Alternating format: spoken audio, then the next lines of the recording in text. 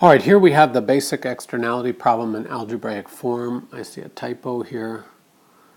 The basic framework probably won't give you much trouble, but sometimes the algebra does. So let's solve this step by step.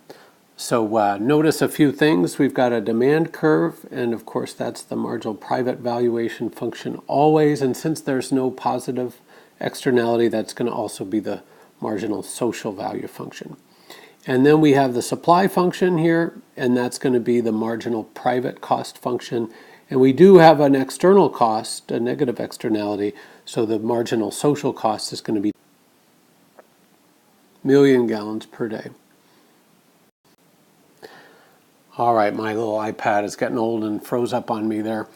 All right, let's write what we know. We know that the demand curve and I should say the marginal value functions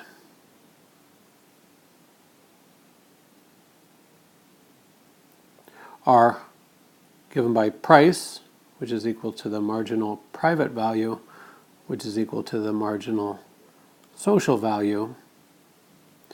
That's given as 10 minus 0.01 Q. All right, now let's look at supply and marginal cost functions. So the supply and the marginal private costs are given by the following. And that is that it's simply there's it's a ray through the origin with a slope of positive 0.02. And we're also given that the marginal external cost is equal to 0.01 times Q, and we know that marginal social cost is equal to marginal private cost plus marginal external cost, which is equal to 0.03 Q in this case. All right, so what are we asked? We're asked a few things. We're asked for the market outcome without any regulation, and that's simply given by MPC equals MP, marginal private value. So 10 minus 0.01 Q is equal to 0.02 Q, 0.03 Q, adding 0.01 Q to both sides gives me 0.03 Q is equal to 10. So I know that Q is equal to 10 divided by 3/100, which is equal to 333.33. And then I know that's my quantity, and then the price is simply equal to 0.2 Q. So 2/100 of 333.33, that's $6.67 a gallon.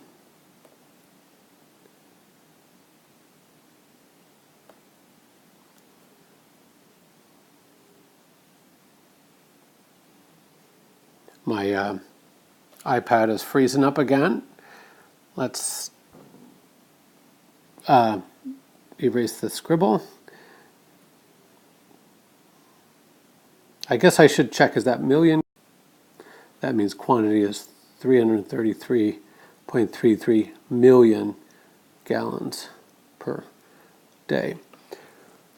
All right, what else are we asked? We're asked to find deadweight loss. Deadweight loss is a little more involved because to find deadweight loss, we're going to have to find the social optimum, then graph it, and then look at the area of deadweight loss. So let's get started on that. We know that the social optimum occurs where marginal social costs and marginal social values are equal, and just plugging these relationships, 0.03 Q is equal to 10 minus 0.01 Q. Again, adding 0.01 Q to both sides, we get Q.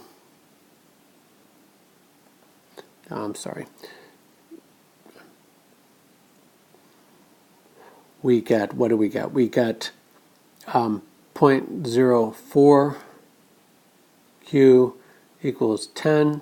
That means Q is equal to 250. So this is the social optimum. We should just make sure that's 250 million, of course. And that is smaller than, we know that the social optimum is going to be smaller than the market outcome in the case of a negative externality.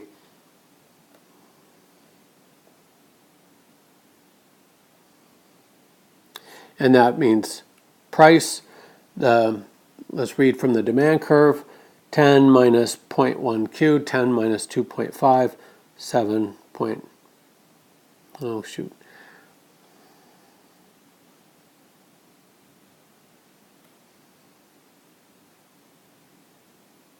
$7.50 per gallon. All right, let's go ahead and graph that. I'm going to need a new page for this. I'm going to graph it freehand just to talk you through it, and then I'll give you a good-looking graph because I'm not the best artist. But we got to find deadweight loss. So to do that, we need to graph. This is quantity, million gallons per day, price, dollars per gallon. And we have a y-intercept of $10 per gallon.